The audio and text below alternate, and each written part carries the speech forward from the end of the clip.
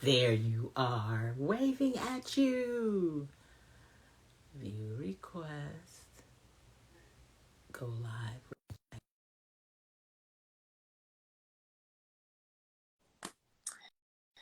Well, while Jackie slowly gets turned on by IG, welcome, welcome, welcome. Hello, gorgeous lady. Hey, hon, how you I'm doing? great. How are you? I'm good. You look You look pretty. pretty too. Thank We the pretty you. club. Yes.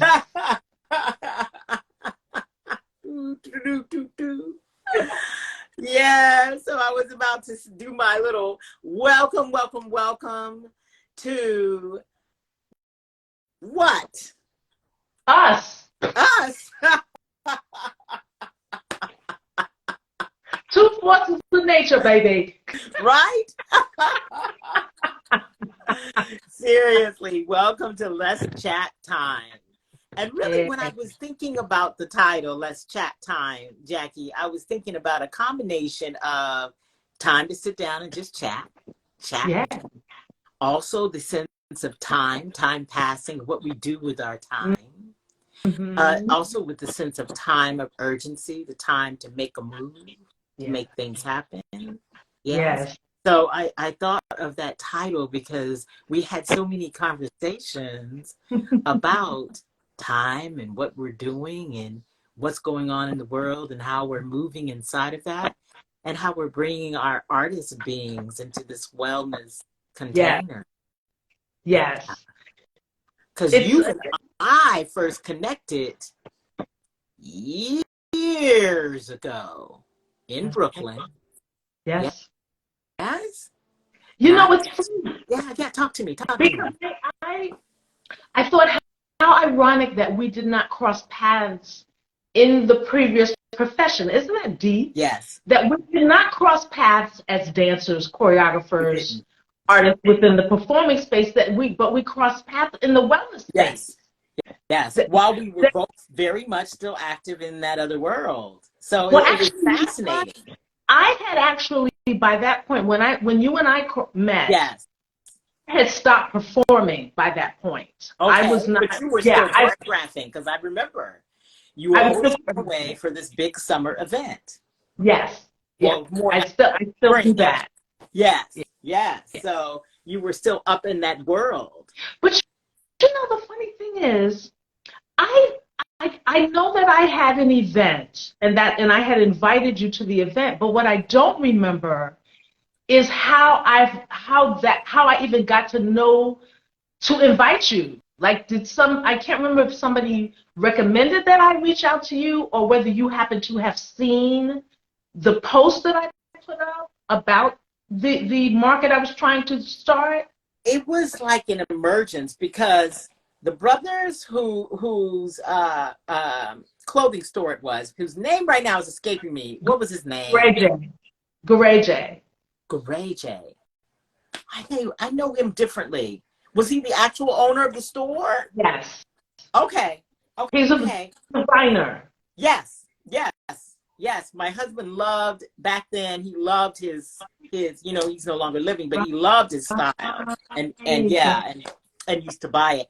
But I was walking by and we were talking and he found out that he was talking about the things that he wanted to have happen in this other space. And I was like, oh, I do energy work. I do work with oils as well as, I'm choreographer, da da da, of that whole exchange we had. And then he told me about you. But what was interesting was also at that time, Safia. Do you Yes. remember Safia? Now, Yes, did I you do. know Safia? Yes. Okay. Yeah, Because at because that time, we were both like up the street from each other. And I had just, that was a weird moment because I knew her from Montclair before, right. yes, before we got together and did that moment coming together. It was like, it really was like a convergence Truly. on a moment in time where everything just sort of lined up because I don't remember if I told her about it or how she got there. Well, Safia, you know, the funny thing about this is I don't remember Safia inviting Safia. What I do remember is Safia and I met by vending. We were both at in Brooklyn vending at a market. Yes. And she and I got to talking, and I met her husband and her son, and we just started to kind of see each other at these different markets. And I knew she was living in, you know, they were in Montclair. So I'm wondering, this is really funny because I was thinking about this. I'm like, wait a minute, how did Marlies and I actually? Yeah, it was through that. But I think it just was happenstance that I walked in, I was talking with him, we were connecting over the clothes, over artistry, over everything. And then somehow we wound up on the wellness discussion. And I think maybe he must have mentioned you to me because he was talking about something happening there. Yeah, and wanting me to be a part of that. Yeah. And so it just sort of came together. And I must have mentioned something to Safia, who then connected. But I remember it was a really beautiful moment. It was just a beautiful moment that we all kind of collectively, and the vibe was, it was interesting. We were all discovering each other, you know? And that's what it is as you move through this container. We just sort of discover each other, are attracted to each other on a cellular level or something that connects the thread. Yeah. Yeah. And it's funny because I had been vending. That was like, you know, my vending period. And I was vending my jewelry at the time. And I was always frustrated at markets because the people that were, you know, coming, they were looking for bargains. You know, you're part of somebody else's vibe, and what they're looking for when they set up these markets. So I always ended up frustrated. A lot of times I wouldn't make any sales, and I wanted to create something that was more in keeping with my vibe, my spirit. And again, it's funny because I can't even remember how I ended up meeting Gareje. You know, I might have just walked into a store and proposed it, knowing me. I love it. I love it. I love it. But you know, it was one of those things where, on one side, it was unfortunate that I wasn't able to get the momentum for it. Yes. And there were other things that were going on at the same time. But it was the beginning of me, or the spark of me really stepping into this whole atmosphere of wellness, even though I had already been in it based on my growing up. Yes. And what comes to mind too is when I was in my 30s, I was always running to psychics, tarot card readers, you know, it was like constant. And I remembered one day this woman said to me, I was asking, of course, about the industry. Am I going to get a job? And she said, you know, you could have a really successful life as a healer. And I remember thinking, oh, you must be reading somebody else's aura or somebody else's energy waves. Are you out of your mind? I love it. But it's so funny how you end up kind of being where you need to be, even when it seems like you're not. Yeah, that time thing, right? All roads lead to you. Yes. Yes, no matter which way you're doing it. Well, here was a funny one. When I went to college, I already knew I loved dance, but my parents said something to me that made me think about stability, or you know, of course. another layer, just think of another layer. And so when I went to college for biological sciences. Yes. And here's the funny thing. My first credit card that I got, I don't know how it happened, but it was called, my name was listed as Dr. Yurbi, which was very funny because that was hysterical. And, you know, And so I wound up, of course, taking the path of dance and pushing aside. But I always was interested in how the body could master its own healing and discovering it as an amazing instrument. And so I was always messing around with plants and figuring out, things to do it yourself things. And I didn't know how much that would impact me as an artist until I was out in the world as all of us, without insurance back then, making it happen. And you always figured out how you stayed 100%. That's so how you healed the cold, how you didn't get the flu, how you figured out how to make yourself whole so that you could make the gig, do the work, be present in the next moment. Yeah. That's so true. Yeah. I learned about echinacea when I was in the business. Because you're so right. Yeah. It's like we don't have insurance. A lot of us don't have doctors. Yes. And we can't afford it. And so we're figuring out, okay, how do we, as you said, not get a cold, not get the flu, or if you have that, how to get rid of it as quickly as possible. Take care of it. How to not manage your life with everything that went on. You run to somebody to get it handled.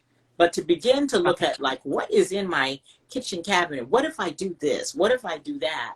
And so those were the discoveries along the way, and not necessarily with a bunch of read knowledge, but really just tactile experiencing it, allowing the intuitive body we didn't have Google to it. Yeah, and we didn't have Google, so we couldn't like Google stuff. We had Yes, and this was before they decided that everybody needed to have health insurance and all of that. So this was before that. But none of that stuff was available. And in all honesty, there was always a part of myself that just didn't trust what was not connected to my own inner knowing. And that probably came from understanding the historical tension of dismantling Black and brown bodies for the benefit of the experiment. That's really deep. It's interesting because when I was growing up, like my people were poor.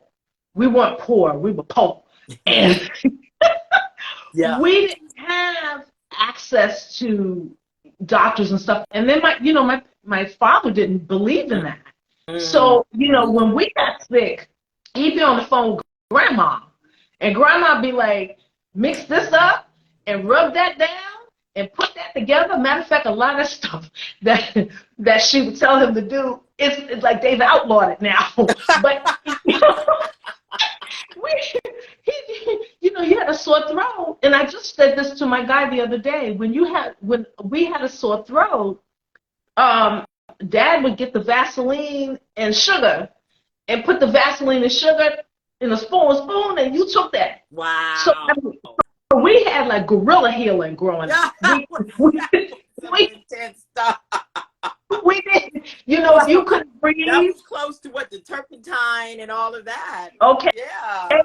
If you couldn't breathe, Grandma said take a scarf, cut an onion, wrap that sucker up and tie it around your neck. Yeah. And that sucker works to this day. Yeah. To this day, I will say. But it works. Yes. No side effects on that onion wrap around that, except for it just smells. But you know what? You don't even smell. You don't even like. Because I remember, of course, I've done this with whoever was in my life. Like, okay, you can't breathe. Would you rather not breathe, or would you like to have that onion around your neck? Yeah. And the fear was always, I'm gonna smell like an onion, and they didn't, and they were always surprised because it has to be a cotton cloth. Yes. We had bandanas back in that day, so it was. But that's what I mean. That's how I grew up. We didn't go to doctors, so this was part of my history. Yeah. in terms of being on this planet is DIY, do it yourself. And I'm going to tell you something real quick about that, and just in terms of journeying to wellness, my own thing.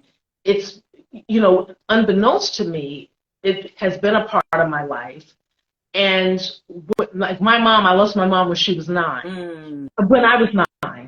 When I was 9. Because if you lost your mom when she was 9, she had you mighty early. When I was 9.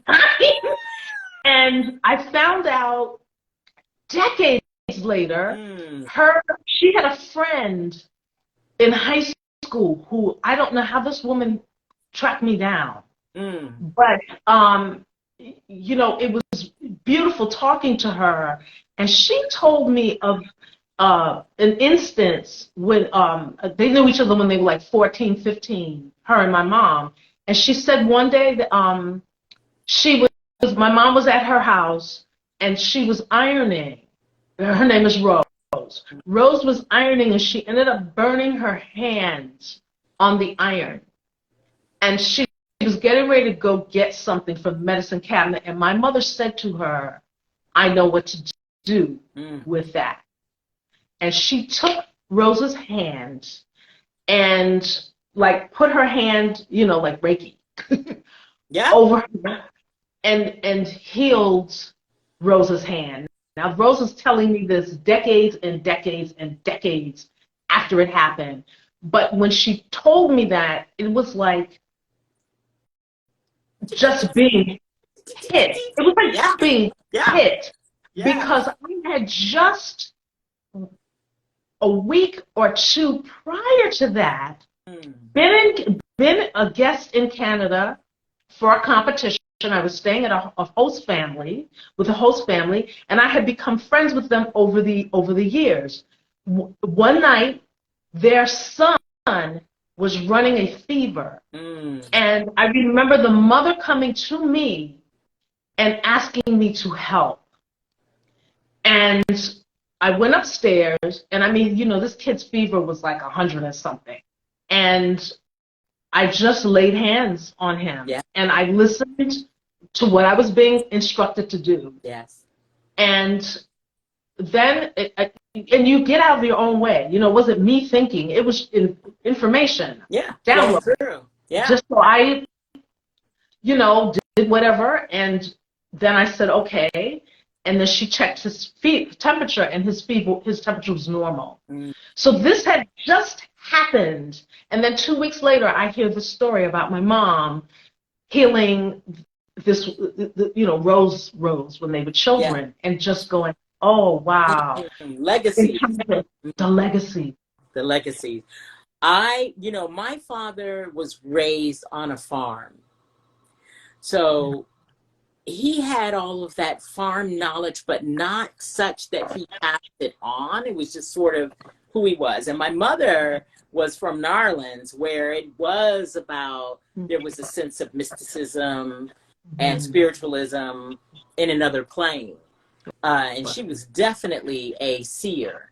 And we had experiences with her over the years that really made me understand that there's something more, you know, early on. And even though I'm trying to dive into that at that point in time, it was just an awareness. But it's very interesting because early on for me, my life experience medically, I had a lot of things going on when I was younger, and a lot of intervention from doctors.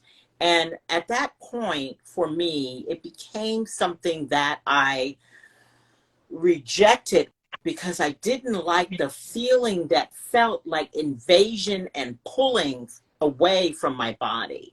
So I knew early on, and this was like with everything from touching my hair to just every aspect of myself. I knew that I struggled with that sensation of somebody pulling and or putting into my body.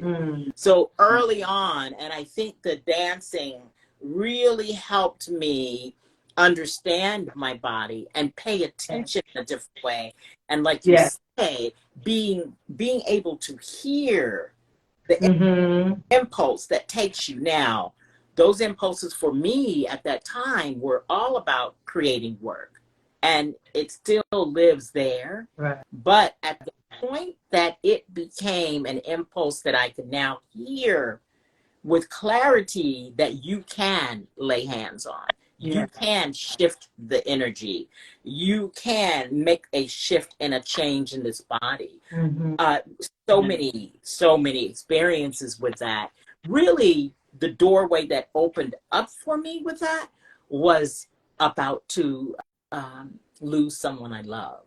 And then suddenly, all of my experience of creating from nothing began to be about creating a path of wellness and listening to the body.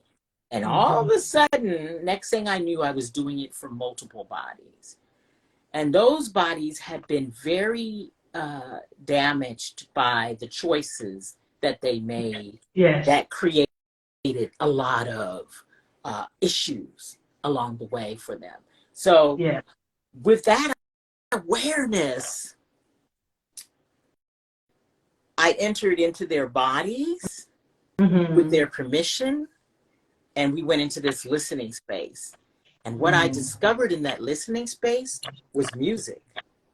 I discovered that everybody's body has music, and listening to the notes and moving through the notes on that cellular plane, Mm-hmm. suddenly what I started doing was getting images of what was not in alignment. And I didn't necessarily know the technical name of this or that or the other, but what I understood was an impulse of where to go. Mm-hmm. And it Mm-hmm. just was fascinating to discover that on the bodies. Yes.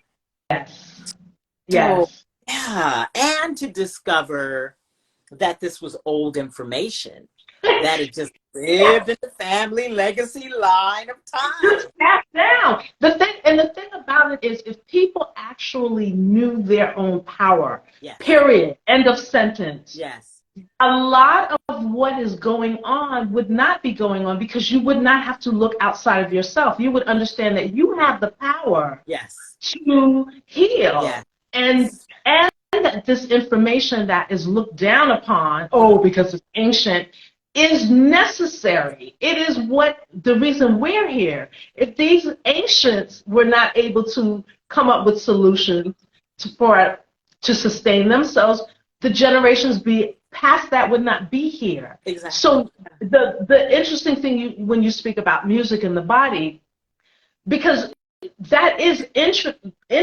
intrinsically why we respond the way that we do to Yes, music, because it is us.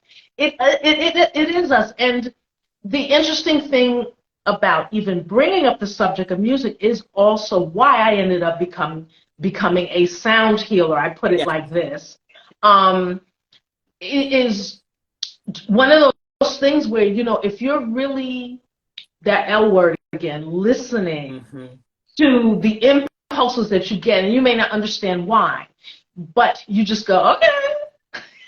You say, Right? okay. I'm in India. I'm walking down the street one day, Mm-hmm. and I get Tibetan singing bowl. You should have a Tibetan singing bowl. And I went, I want a Tibetan singing bowl. I Yes, end up, it's seemingly out of the blue. This is in 2008. yes. Seemingly out of the blue, I end up finding a couple of the students that I was teaching. Mm. I got two of them to take me where they knew I could find it. And now the irony is, now they're India. I'm in India, and I end up telling them about the power of this bowl. Wow. Yeah. But so that's what happens with we turn our backs on this sacred knowledge. Yes. But anyway, long story short, I ended up buying a bowl, and my feet were killing me because I had bought a pair of jazz shoes that were too small, because I forgot how the shoes ran. You know, Yes. whether you had to get them 2 sizes bigger or whatever, because it had been so long. So I had taken these shoes over halfway around the world that were too small. And India at the time, Western dance was just kind of coming to them. So they didn't have wood floors, you know, and that kind of thing. So I'm teaching on marble, linoleum, you know, Yeah. everything you should not be dancing on. And so that exacerbated the pain. So, and I would wake up at 3, 4 in the morning with my feet just throbbing. So I just said, okay, I know that these bowls were created for healing and meditation. So I start to play this bowl on my feet, and I'm realizing that it's lessening the pain of my Yes. feet. And I just proceeded with whatever was hurting, trying to put that thing on whatever part of me was hurting and playing Yeah. that bowl. And it was amazing. It was absolutely amazing. And that was basically the revolving door leading me more clearly on this path that I'm on now. Yes. Was Yes. buying that bowl and not using it really, really, really until maybe 12 years later. Well, you know, it took me 15 years before I acted on the bowls. It took me 15 years because 15 years ago, I had an impulse to buy a crystal bowl. I had the metal bowl. I did have that. But I didn't dive into it. Yeah. I heard the crystal bowls. It called me, but I ignored that calling. And I was very clear about ignoring that. You know, now I've embraced it, and yes, I'm embracing the sound healing aspect of myself. But what was very fascinating was being able to tone the body, being able to work with the energy of the body and having that person tone into that energy space. Yeah. Growl, Yeah. release the vibration of the voice. Similarly, in the beauty of the vibration of the bowls, especially as the ones that are tuned into nature, nature's vibration, the voice vibrating in the body. Oftentimes I'll have them go and vibrate into the body where there is no pain, where there is no energy caught, where there is no inflammation, to go into that place and focus and begin now to release, because like everything, where you bring your intention to starts to open it up wider. So the sound, yes to the sound, yes to Sound is the everything. yes, It's everything. And yes, you know, if you think about harsh sound and how that makes you feel versus loving sound and how that makes you feel, and understanding that our minds are sound. So if you're dogging yourself, you look in the mirror and you're like, oh God, look at the bags under my eyes. That's sound. You yeah, know? yeah, And that's a discordant sound. yeah, Oh God, look at look at the. So you're telling yourself with this sound, like scratching, you know, chalk on a board, that's right. that you're less than, you're magnificent, and your body knows that it's Yeah, magnificent, but you're telling it it's not. So now your body is in a knee-jerk reaction because it's listening to what you're telling it, yes, and so it's going to do what you tell it. yes, And I think that when people really get to understand the connection between mind and everything else, you know, creating the realities, that how the mind can create the realities of your world. Yeah, definitely. Definitely. I had a beautiful moment where I was working on a sister girl, and she was dealing with, I'll say the big C, because, you know, we're live, and when we get to hopefully put this recording back out, it won't kick it to the side. And it may very well, because we've said a lot of things. So, but we're live right now, and it's beautiful. So the big C, she was dealing with it. We were working. And suddenly I literally saw speckles rising out of her body. I had not said anything. I was listening. I was working, and I was sensing this, seeing this, literally seeing it. And then she said, in that moment in time, I felt the seed leave my body, but I'm calling it back because I don't want to be alone. Look at the power of the mind in that moment. The power of the mind calling back the illness because it gave her love, it gave her support of family and friends. She no longer felt alone. And so this thing now was actually feeding her. This thing was actually giving her life. It was given. You know what's interesting about, as we're talking about the mind-body connection, the having the awareness or gaining the awareness that thought is the beginning. Like we think feeling is the beginning. Yes. But if you think of what were you thinking before that feeling? Well, you were thinking perhaps joy. And you see something that's absolutely fantastic. And that makes you feel good. Yes. You see beautiful flowers. So it's like being able to become more aware of what you're thinking. Your mental diet is a big thing for me. Yes. It's like, because I think when I began to get a better understanding of that in terms of cause and effect, that's why I love The Matrix so much. Oh, that movie. But in terms of cause and effect, we tend to think of things that are outside of us as being the cause and the effect, as opposed to understanding that we are the hurt, we are the tornado. Yes. Everything revolves around what's here. Yes. And the more that you can get more tapped into what you are thinking, versus the more floating by, because sometimes information is just floating by, but really it's what you are thinking. Yes, what you are latching onto and repeating to your own. And to own, because what you said in terms of the realization that this illness that she had was feeding her, it was feeding off of her, and it was feeding her at the same time. That's pretty heavy to have, to have, because then you have guilt and all these other things that go with it. But understanding that your drama, we're at the epicenter of it. And I think there are people that are drama fiends because they feed off of it. They always have to have something going on in their lives, some kind of drama, until you understand that you don't have to have that.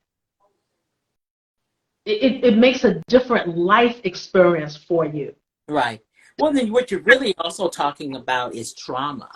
So there's difference between that drama and that so many bodies have experienced so much trauma, and it's resonating. It begins to resonate itself with the body trying to survive. And the big C is all about the body trying to survive what is attacking it. It's trying to realign. When you look at beautiful things that are, that's so huge. Yes.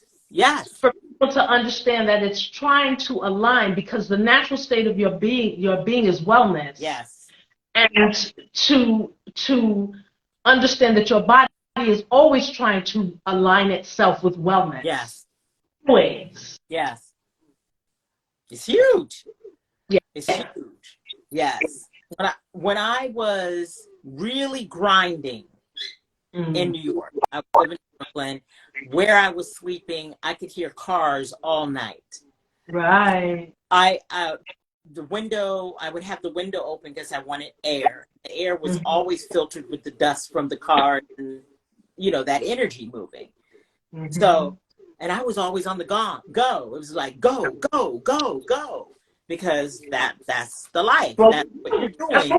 You're making the work. You're making it happen. You know, the artistry is growing. It's go, go, go. It really wasn't until I went to New Jersey and had an experience with a practitioner that actually slowed the shock in my body. He said, you have a lot of shock in your body. From constantly, my adrenals were tapping because I was constantly having to navigate the energy, even while I was sleeping. Yeah. Right. So when suddenly the body began to shift, the first thing that happened was my hands started shaking. I literally was walking around with a tremor in my body because it had been on go speed for so long that it didn't know slow. It didn't know calm. It didn't even know that it had to relearn how to realign itself to that space. And it's that adjustment period. And I think sometimes people give up on their bodies naturally coming into alignment because it takes time. Yeah. Especially when you've been on a roll for so long in one direction, to allow it the space to de-traumatize yourself. Because it's habit. It's just rote. It's just what you're used to doing. And it's like, for your mental space, you have to retrain it. You know, you have to retrain how you react to things, outside things that people say, people that can trigger you very quickly. You have to learn how to respond to them differently. Yes, and you know, remove yourself, to allow yourself to be okay with removing yourself. And sometimes that means walking away from toxic jobs, relationships. Yes, whatever the toxicity rises, to allow yourself to build differently, to allow yourself to see yourself as a part of the decision making in that journey, to never see yourself without choice, because that is the key that made so much happen historically, right?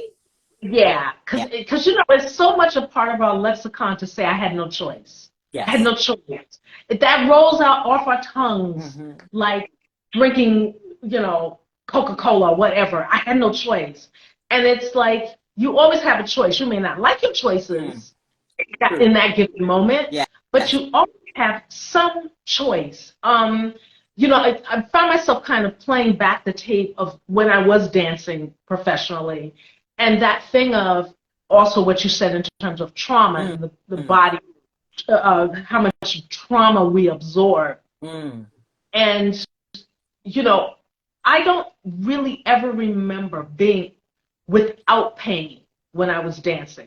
It was a given. You're a dancer, you're going to be in pain. And it was just a matter of the level of pain. You know, like, are you in pain to the point that you can't go to rehearsal, or are you in pain to the point that you can go to rehearsal, and if you slap on a brace, you're going to be okay and you're going to get through that rehearsal? That was always the mindset of how do you take this aching body that really should have stayed home and did. How do you take this body and make it go a little bit more, just a little bit more? And it's funny when I think about me toward the end of my career, that part of my life, I had hurt my ankle in a rehearsal, and it was for a Broadway show, and I remember saying to the choreographer what I would and would not do in that rehearsal. And you don't do that. You don't do that. You just get through the rehearsal the best you can. You don't go tell the choreographer, I'm not doing that, I'm not doing that, I'm not doing that, I'll do that. But that's what I did. And she's okay with it. She said, okay. Yeah, because if you communicated, yes, there was the risk that potentially someone could say, well, she's not able to do the work and we're going to have to release her. But is it better for you to be clear, to tap into your clarity? One, you tapped into your clarity. You tapped into the fact that you were in pain. And I claim my you're willing power. to traumatize yourself and follow the edict of that dance is pain. So it's beautiful that you took ownership of that and then communicated a choice. That you because not in that moment, but it was the only risk that was worth taking. I realized this body has got to take you through however long you're going to be on this planet. And if you want to be fierce and fly in your 90s, and, you know, fabulously brilliant in your 80s and all this other stuff, you got to start now. And, you know, that was like what I was beginning to realize, that, you know, it's easy to say you need to push professionally, you know, this is because you can be replaced and all that stuff. But I began to realize, no, this body is my body. Yes, and you can't replace the body. Period. I am the custodian of it. Yeah. So if I want to not be limping for the rest of my life because I pushed in the name of a show that ended up running 6 weeks. Yes. Yeah. You know, it's like claiming ownership of you, your space, your mind, and everything that goes with that. Yeah. That's what has to be if you want to be in a better place of making better, I won't say better choices, but just having a good life experience. Because for me, that's what it's about, a good life experience, a fabulous life experience. Absolutely. Yeah. And finding voice is the first of that. Finding voice. Being able to tune in and know where you are, when you are. Yeah. Yeah. And that's fabulous. And I think we both have examples of that in our lifetime where we shifted because calling inside of our body said to shift. Now, I live more on the choreographic side. So that's interesting hearing you say that. And I'm always encouraging dancers, actors, whoever I'm with, to give voice and to speak and to be with clarity. And how does this sit?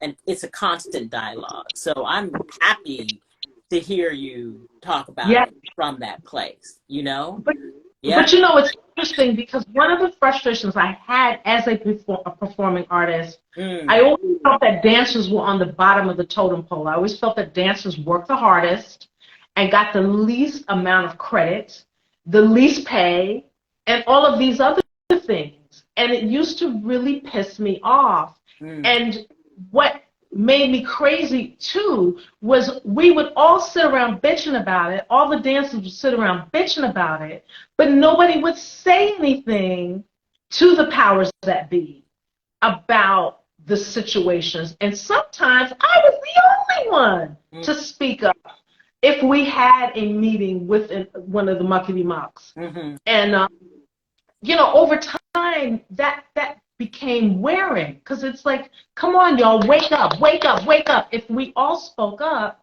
we wouldn't always be subject to the worst conditions of whatever given situation it is. Yeah. So that was part of what was happening with me over time in the industry, was getting tired of being treated a certain way. And, you know, because you're basically treated as being disposable. There are a million of you, and we can just get somebody else like that. So there's no true value from the people that you're working with that are hiring you.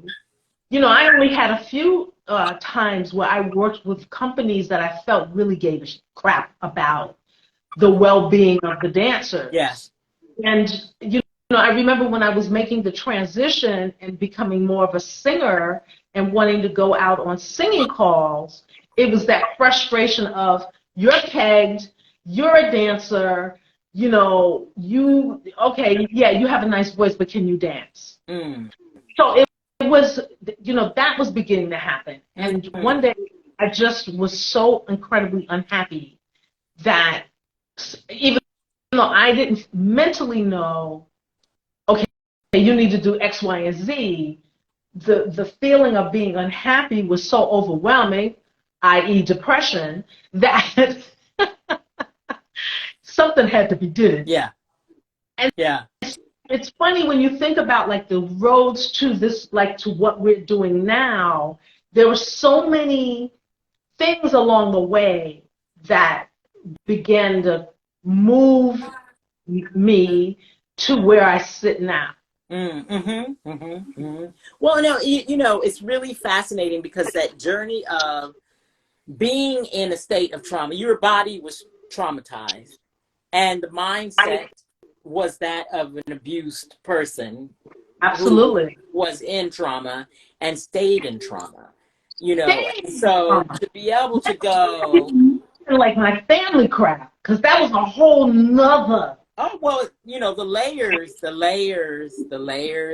training to have no voice begins early. Yes, it does. Yes, Ooh. the training to have no voice To begins write early. that down. That's a quote right there. Right? The And so training. to understand and then to hear that you are cycling the trauma, the pain, the feeling of no choice inside the psyche,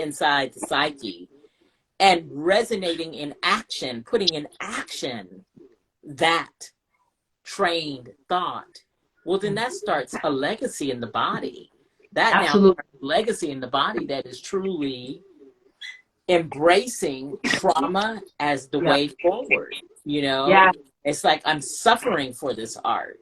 You know, I'm Yes. suffering for this job. I'm suffering in this relationship. And Yes. this process of really feeling, getting to the place where you almost have to get up against the wall before you finally, you know, speak out Wake up. and change the dynamic. That's Yeah. huge. And there's a And legacy of that. There's a legacy of that information as a as a female in the body. There's a legacy there.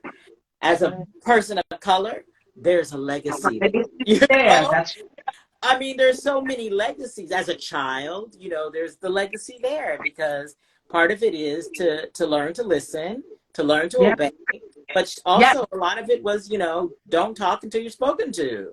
Don't And talk until you're spoken to. that's I don't dangerous care. training. That's right. I don't care what you think. Yeah. Your thoughts have no value. Your opinion has no value. You know, when my mom died, that's all the message was the Yeah. messaging. You are, you know, you there. You have nothing to do with, you know, and I'm speaking as my father, with the choices I make. The choices I make you have no say in this. So Mm. that went on. It went on from my mother dying in April Mm. to my father remarrying in September Yes. to a woman I did not know. Yes. So, you know, it's like, you know, in terms of trauma, Yeah. but I think like you get to a place, hopefully, Mm.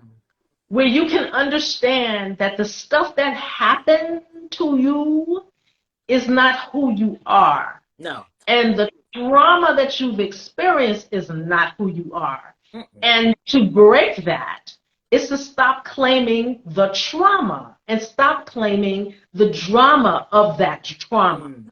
You know, because a lot of us like to tell that story. This is my story. And so many of us are in places of dis-ease where Mm. we don't feel well. And we think that that's the way you're supposed to roll. I don't feel well, but hey, everybody else doesn't feel well, so I'm going to not feel well, and I'm just going to keep going like that.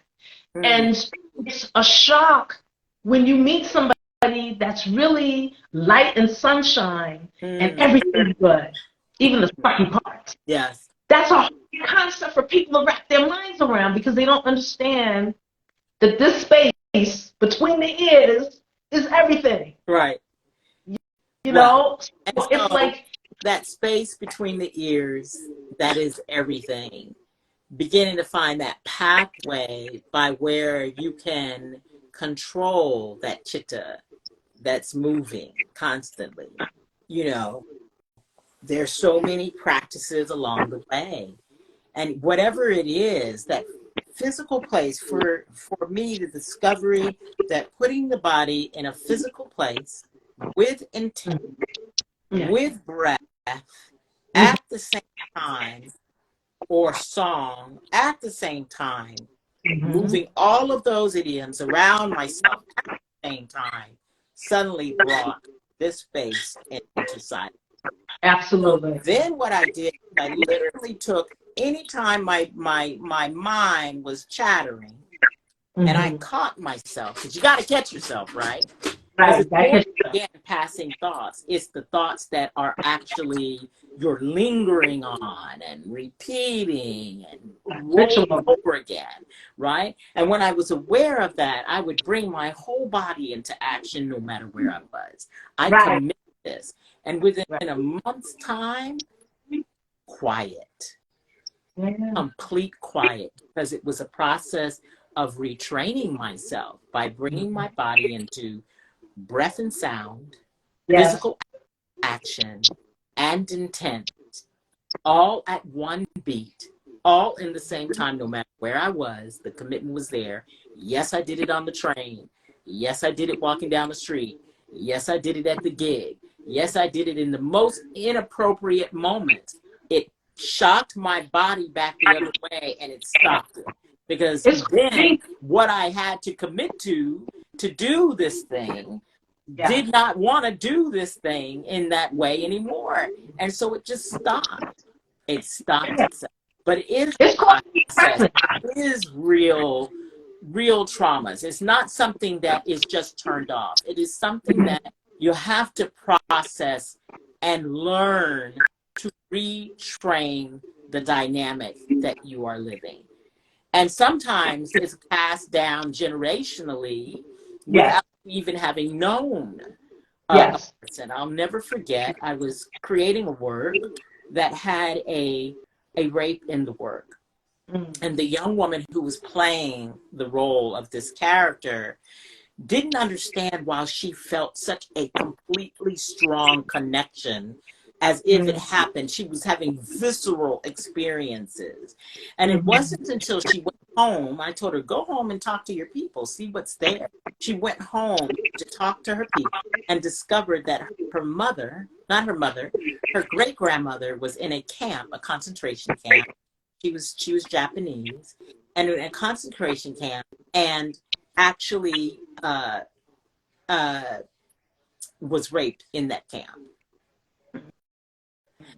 And so here, this is living in her living body. The living water of her body is holding the memory of something that she did not herself personally live. Right. So the traumas are real, and the body trains itself. The legacies, the energies that pass forward, and the living experiences now sitting in the vessel of the body that are being cultivated by our own actions and by the choices, by no consciousness around what we're choosing and how we're choosing, and realizing that it is even connected to something beyond the moment, you know, that we are actually in a cycle of repeat.